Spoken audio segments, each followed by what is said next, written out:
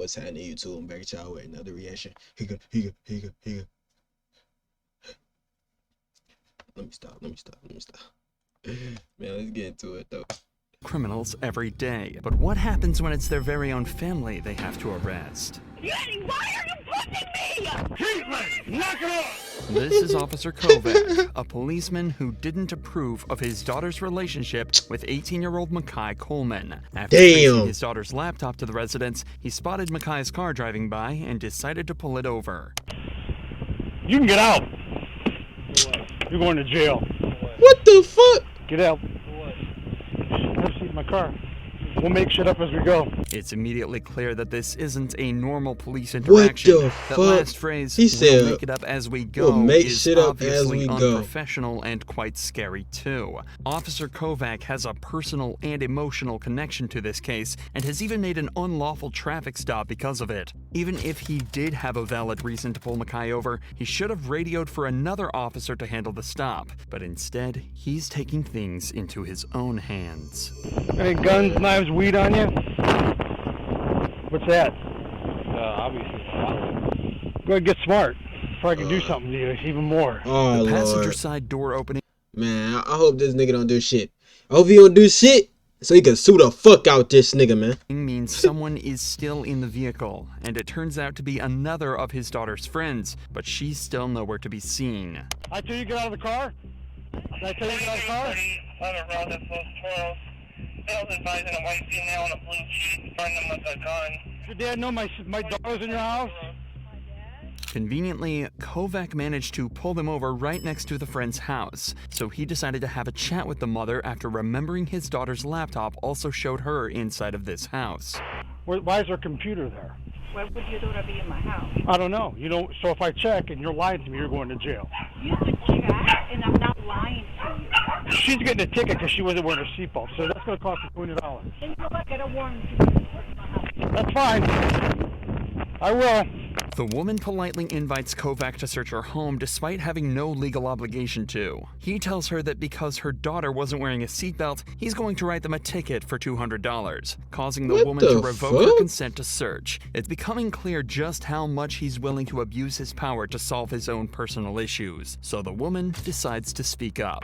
Hey, you're making this You're being personal. disorderly. How am I being disorderly? She wasn't wearing a I seatbelt. was wearing my seatbelt. You're making this personal. You want to ticket my daughter because you think your daughter is in my No, house. she wasn't So wearing a whatever you seatbelt. call it, I'm going to call 911. Realizing exactly what's going on, the girl's mother reminds Officer Kovac that what he's doing is both unprofessional and illegal. But in a scramble to prevent the woman from calling his colleagues to the scene, he decides to let her daughter go without a ticket before discovering something nobody could predict.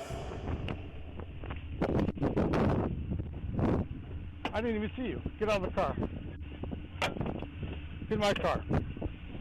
Go ahead, you guys are good. Ma'am, they could go with you. The officer's daughter, Caitlin, had been hiding inside Makai's car the entire time, obviously terrified of what her father might do to her and her friends. Bro, this It turns nigga's out her weird. fear This nigga's a fucking weirdo, cuz. wasn't unfounded, as he proceeds to essentially kidnap his own daughter by forcing her into his vehicle. Get in my car. Goodbye. You can't take me. I am 18. You have to give me a reason. By law, Yeti, why are you pushing me? You can't! Caitlin! Knock it off! You don't want me! I know! Why you can't do this? Yeah, she did nothing. I'm an adult! Get in the car. She's going to the hospital because she said she was going to kill herself Friday. No, I didn't! I didn't know! Caitlin is essentially being kidnapped here. She's broken no laws and is legally an adult, meaning she can stay or go with anyone she wants. But despite that, he tells her that she has to come with him to the hospital as she needs a psychological evaluation. There's no need to point out just how badly Officer Kovac handled the entire situation. Internal Affairs did that for us. It was quickly concluded that Kovac acted illegally and irresponsibly. During the entire interaction, Kovac was listed as was an available unit and was called to a domestic abuse case, but he never responded. Officer John Kovac was later fired from the police department for his unprofessional behavior. But it's not only police officers that can be protective parents, Just though. fired? Like nothing else happened? What the when fuck? a 52-year-old father tried using an excavator to attack the officers that were arresting his own kid. What the fuck?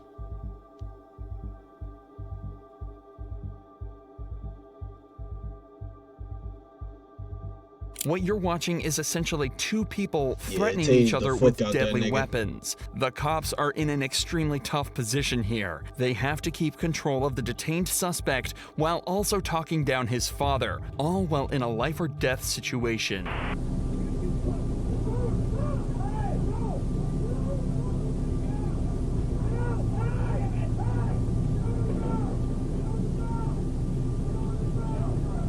For all available units, I've got 343 and 254 in a 1010. Unfortunately, this is where the footage ends. However, you can make out the radio dispatcher informing other officers of a 1010 at the address. A 1010 is a fight in progress, and more units are quickly dispatched to help these two officers take control of the situation and take the entire family into custody. The son was arrested on charges of burglary and assault. This nigga look crazy as hell, cuz. What the fuck? While the father was also taken into custody and arrested. In both of these cases so far, a cop's family member hasn't been directly arrested. But this next case shows what happens when a cop has to arrest his own daughter for a DUI. Damn. Who stops with this shit? You're arrested for DUI. On the 28th of December 2022, a witness had observed a white vehicle strike a traffic light and then quickly drive off. A part of the vehicle's bumper had fallen off in the road after the hit. Around 15 minutes after the call, police located the suspect's vehicle at a gas station across. That's crazy as fuck. I ain't gonna lie, if I was a cop in this situation, I'm like, man, fuck. I ain't gonna lie, I'd be like, damn, I hope my daughter like, oh, she can run fast. And shit! Man, fuck! Road, but the driver was the last person they expected. Come back from Applebee's? Yeah, I had a drink. Okay. How old are you? 21. My dad is Listen, your bumper's in the road over there. Did you just hit that pole? No, I promise I did not. No? The very thing 21-year-old Teresa says is that her dad is an officer with the local PD, possibly hoping that he'd come and get her out of the situation. But the cops at the scene are sure that things are way past that. You left Applebee's. Yeah, I left Applebee's. You cut through the plaza. You came out by Lowe's and Chick-fil-A. Yeah. Did you hit the traffic pole that's right there? I did not hit the traffic pole. This part was hanging off already. I hit a deer in Pennsylvania because I go to school in. Do you smoke marijuana recreationally? No, I do not smoke marijuana universally. Universally, smoking marijuana isn't the only part of her story that doesn't make any sense. She's saying that her bumper was already hanging off from an accident in Pennsylvania around 25 miles away, and it just happened to fall off right as another car identical to hers struck a traffic light. But Teresa has a trick up her sleeve that might just get her out of this. At least, that's what she hopes. I hit a deer. You see this?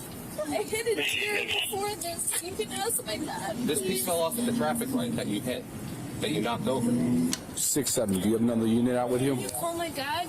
He's a sheriff's officer. All right, hang out. Over the course of just a few minutes, Teresa brings up her dad over 5 times, obviously praying that he'll be able to find a way for her to get out of this. But before he can come to rescue her, the cops are starting to zero in on what really happened and begin to get at least some of the truth from Teresa. Did you drive away because you're scared because you maybe had one drink and you think you're drunk? Yeah. And you might get arrested, but you don't seem like you're drunk? Yes. So you want to just tell the truth? Yes, I'm telling you the So when after Applebee's, did you hit a traffic pole? You can't miss it. It lights up. It's red, green, and yellow. I hit a curb. You hit a traffic signal. No, I hit a curb. Yeah, you went up the curb, you hit the traffic signal fell down, and you I left. was texting. If you Okay. just call my dad, he would tell you. Well, It's the sheriff's office, here's the thing. I promise Your dad, the you. sheriff's officer, wasn't driving your vehicle today. In just this one short conversation, Teresa admits that she did hit something, that she's more intoxicated than they realized, and that she was texting while driving. 3 driving faults that can each come with their own punishment. So now that the truth has come out, the detectives decide to speak with her father, John. But it turns out he's not there to help her. What's going on? Hey, John, how are you? So your daughter hit a traffic law. Okay. Where's the damage on the car? Okay, the damage on that on the car there, I think it was like the front right bumper. John explains that Teresa did hit a deer earlier and that the damage was on the front right bumper, but it was nowhere near as serious as the damage the car was currently sustaining. Can I come out? Are you guys out there? That's up to you. I'll see if she wants you to come out, if she wants, you to drive her home. Yeah, I appreciate it.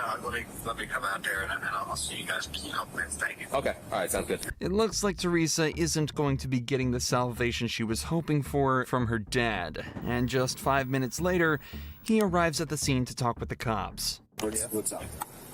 So, what she's saying, and where the damage was, doesn't really make too much sense. So, tried to get some more information out of her, but and then that piece of bumper there. So, for the other one, was it just the bumper wasn't hanging like that? Yeah, no, so what it was... First of all, I just want to say, Wawa, you know what I'm saying, when I get up there and shit, when a nigga get up there and shit, please sponsor me, Wawa.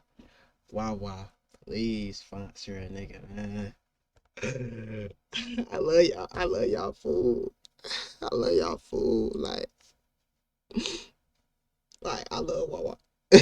Please sponsor a nigga, man. This is, basically, this was intact. Okay. This piece was missing. The scratches here, that's all from the deer that she who's the officers.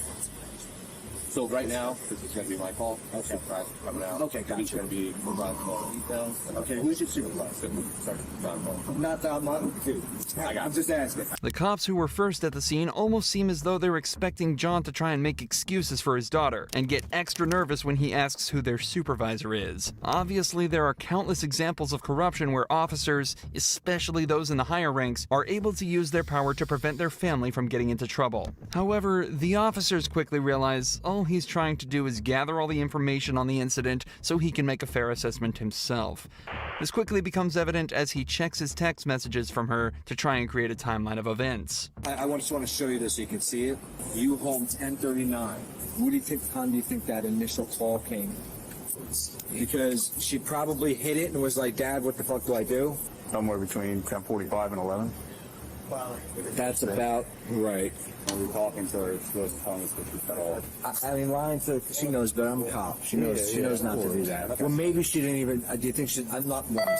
I'm saying she didn't lie. Yeah. Okay. I want to be very clear about that. But she might not even look at the freaking car to see if there's any difference. However, despite John's willingness to help the officers out, the sergeant at the scene asks him not to get involved, so to guarantee the integrity of the investigation. So far, everything other than Teresa's conduct has been perfect and is a great example of proper policing. So, it's back to focusing on what Teresa had mentioned earlier. She says she'd only had one drink at Applebee's, but it's starting to seem as though she may be a little more drunk than they realized. Suspicions that were only confirmed after some field sobriety tests. And everything that happened today, right? I don't think that you were okay to take the officer from the vehicle. Dad! So, Dad! You got okay? Dad! Where's my dad? Oh, your dad's right over here.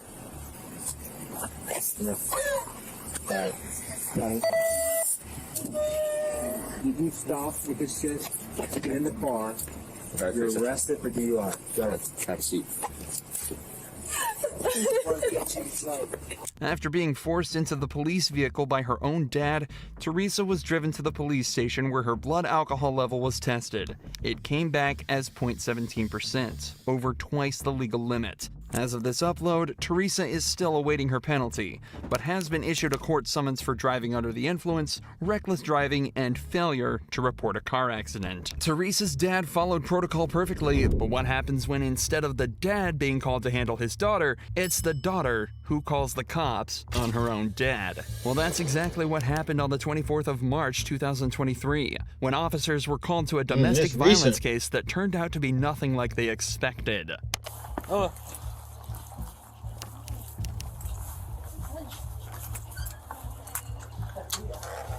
Can you put the dog in a room for me? I will. Alright, who called? me. You did? Yeah, sure did. Alright, what's going on?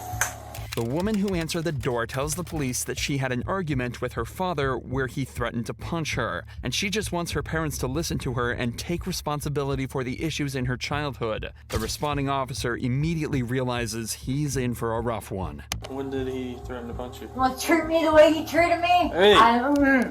Are you talking to me or are you talking to them? No, I'm not talking. You know, I'm talking to her, making faces What at I'm me. saying, though, is you need to be talking to me. I have never once called the cops on someone before, and this first time, and he deserves it. Okay, well, he's going to go talk to him, No, separate. not without me. Okay, then do you want us to conduct an investigation or not? In this time, the cops take her father into a separate room where he explains that his daughter had been screaming at him all day. Apparently, she was blaming him and his wife for decisions she made, and he was getting tired of the problems she's causing them. Despite the toxicity of the situation, things stayed calm, at least until the cops found a marijuana pipe in the daughter's bag. But you have a pipe in there that's commonly used to smoke Why marijuana. don't you take this? As well as the wrapping papers, so... Well, go. That's not your purse. You don't have the right it's to called get in plain it. view. Go the way. Plain view. Turn around, put Blah, your hands blah, back.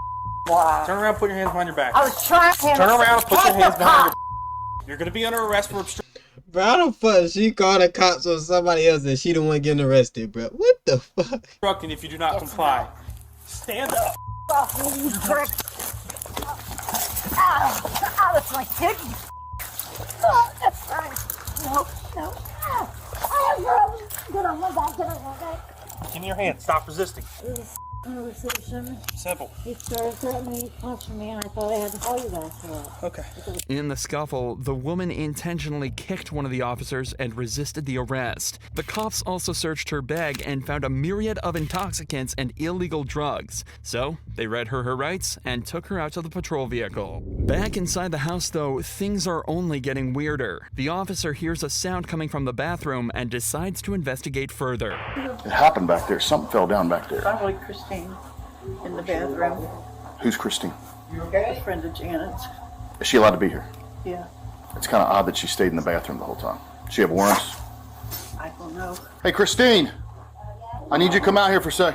Unsurprisingly, the mysterious woman hiding from the cops in the bedroom turned out to have warrants out for her arrest and was also put in cuffs. The woman's parents explain that their daughter has been troubled for a long time and has serious trauma from when she was younger. They tell the police that she's currently in therapy for it, which might have brought it to the front of her mind and caused the aggressive nature towards them, but they never mention what the issues are. Nevertheless, the woman was charged with possession of illegal drugs and resisting arrest. The parents weren't charged with anything, meaning their daughter's call completely backfired on her. Drawing from what we know, it seems that the parents were mostly in the right here and had just been dealt a bad hand. Things are completely different for Bruce Adams, though, a father who decided to take matters into his own hands when his son was arrested by abusing his power as a county commissioner. Tell me who I called to find out why he's in jail. You want me to sue the son of the county sheriff? In November 2022, Kenneth Adams was pulled over for running a stop sign. But as it turns out, Kenneth was in much more trouble than he realized. How's it going? Good. What did I do wrong? Good. So the reason I stopped you is you didn't come to a complete stop at the stop sign? I did. And then you didn't have your turn signal on. I sure did. Okay. I know for a fact I had my turn signal on. Okay. That's why I was surprised you were pulling me over, but whatever. The officer then took his license and ran it through the system, where he would discover Kenneth had a warrant out for burglary and theft of a vehicle. All of a sudden, Kenneth becomes defensive and refuses to exit the vehicle. All right, can I get you to step out of the vehicle with me? What are you doing? No, what's going on? Seriously, what's going on? You have a warrant. How do I have a warrant? I don't know how you have a warrant, but it's on our system right now. You have an active warrant out of 7th District Court here in San Juan. I've gone to, no, that's incorrect. Okay, I've gone well, it's on our system right now.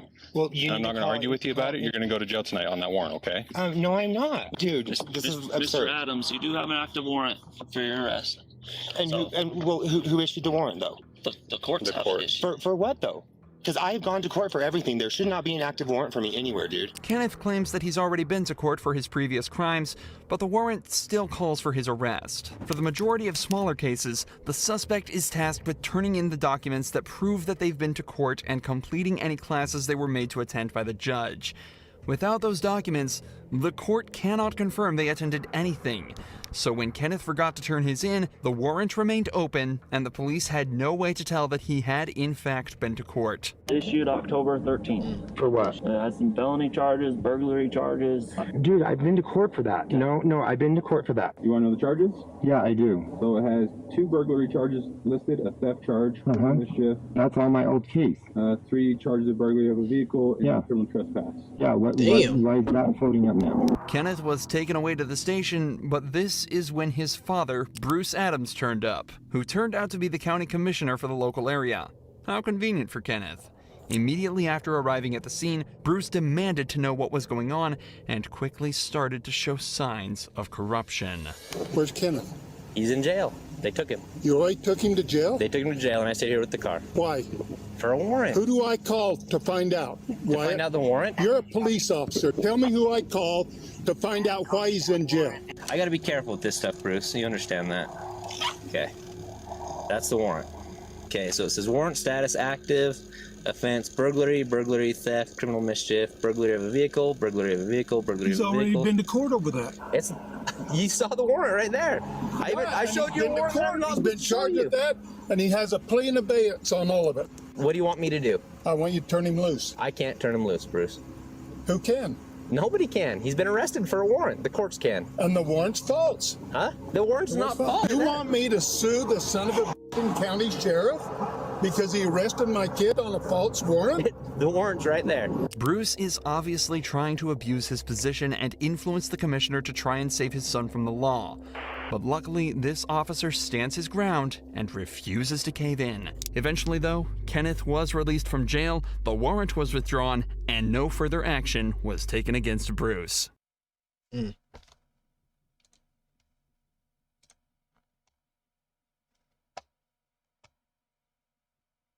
is crazy, bro. They put over an innocent ass nigga, bro. Man, I'm gonna catch you on the next one.